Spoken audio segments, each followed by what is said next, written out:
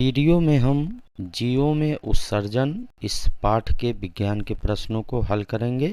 तो यहाँ पे दिया है, जब हम चाय बनाते हैं तो चाय पत्ती छानकर फेंक देते हैं और चाय पी लेते हैं। चाय पत्ती के उपयोग के बाद अनुपयुक्त अपशिष्ट अनावश्यक चाय पत्ती को फेंक दिया जाता है। अब नीचे कह रहा है कि ठीक इसी प्रकार से प्रत्येक जीवों में श्वसन, पाचन, परिसंचरण आदि प्रक्रियाएं होती रहती हैं। इनके परिणाम स्वरूप कई ऐसे पदार्थ बनते हैं जो शरीर के लिए अनावश्यक एवं हानिकारक होते हैं। इन अनावश्यक एवं हानिकारक पदार्थों को शरीर से बाहर निकालने की क्रिया को उत्सर्जन कहते हैं। अब यहाँ प्रश्न दिया है, हमारे शरीर में उत्सर्जन की आवश्यकता क्यों होती है? इसका उत्तर हो जाएगा, शरीर में होने वाली जैविक क्रियाओं में बना नाइट्रोजन युक्त पदार्थ जैसे यूरिया, अमोनिया आदि अनावश्यक एवं विषैला होता है।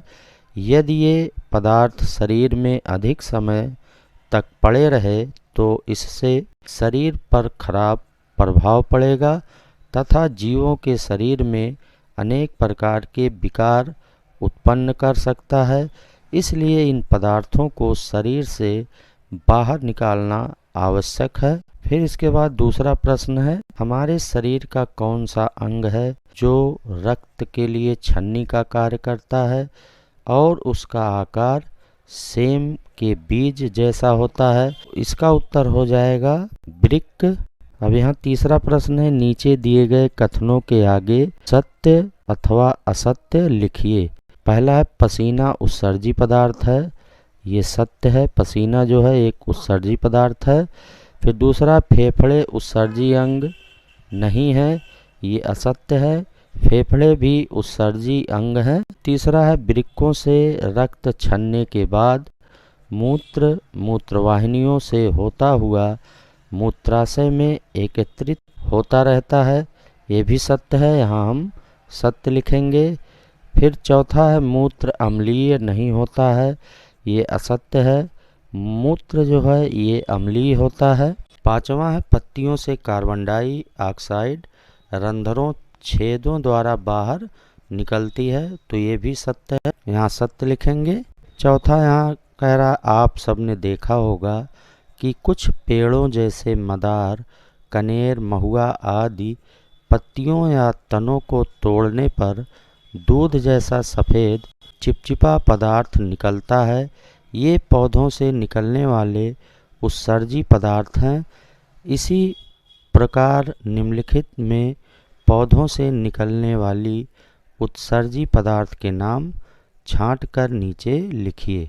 यहाँ पे दिया है चिपचिपा पदार्थ दूध जैसा, और यहाँ बॉक्स में लेटेक्स, लकड़ी, पत्ती, रेजिन गोंद, टहनी, छाल, टैनिन, हींग।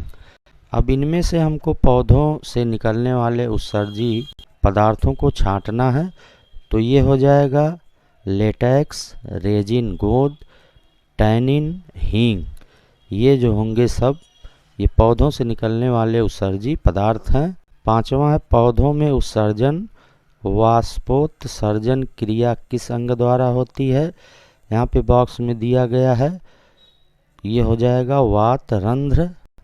फिर यहाँ नोट में दिया है, कुछ पौधों की पत्तियों पर प्रातः काल में जल की बूंदें दिखाई देती हैं। इन बूंदों में अनावश्यक जल व लवण होते हैं। इस प्रकार के उत्सर्जन को बिंदु स्राव कहते हैं। तो ये उसका चित्र दिया गया है, और यहाँ पे जो है ये पानी की बूंदें ये पत्तियों से निकलती हैं, इन्हीं को जो है बिंदु स्राव कहा जाता है। ये भी एक प्रकार का जो है उत्सर्जन है, इसमें जल और लवण होते हैं। छठवां प्रश्न, स्तंभ ए का स्तंभ बी से मिलान कीजिए। तो स्तंभ ए में यहाँ दिया है रक्त, त्वचा, मूत्र, मल, और स्तंभ बी में दिया है यूरोक्रोम, हीमोग्लोबिन, स्टकॉर्बिलिन, मिलेलिन। अब रक्त का मिलान हम हीमोग्लोबिन से करेंगे। रक्त में हीमोग्लोबिन पाया जाता है, इससे इसका मिलान होगा। फिर त्वचा में मिलेनिन नामक वर्णक पाया जाता है। फिर मूत्र का मिलान हम यूरोक्रोम से करेंगे। यूरोक्रोम ये मूत्र में पाया जाने वाला पदार्थ है, जिसके कारण मूत्र का रंग जो है वो हल्का पीला होता है। फिर मल का मिलान हम इस्टकॉर्बिलिन से करेंगे। ये इस्टकॉर्बिलिन ये मल में पाया जाने वाला एक पदार्थ है, जिसके कारण मल का रंग भूरा होता है। इस्टकॉर्बिलिन ये हीमोग्लोबिन के हिम के विखंडन के फलस्वरूप बनता है इस्टकॉर्बिलिन। फिर 7वां है सुमेलित कीजिए। यहाँ जंतु दिया गया और यहाँ उत्सर्जी अंग। तो अब यहाँ कौन सा जंतु का क्या उत्सर्जी अंग है, उससे हमको मिलान करना है। तो जैसे मनुष्य है, मनुष्य का उत्सर्जी अंग ये वृक्क हो जाएगा, इससे मिलाएंगे। फिर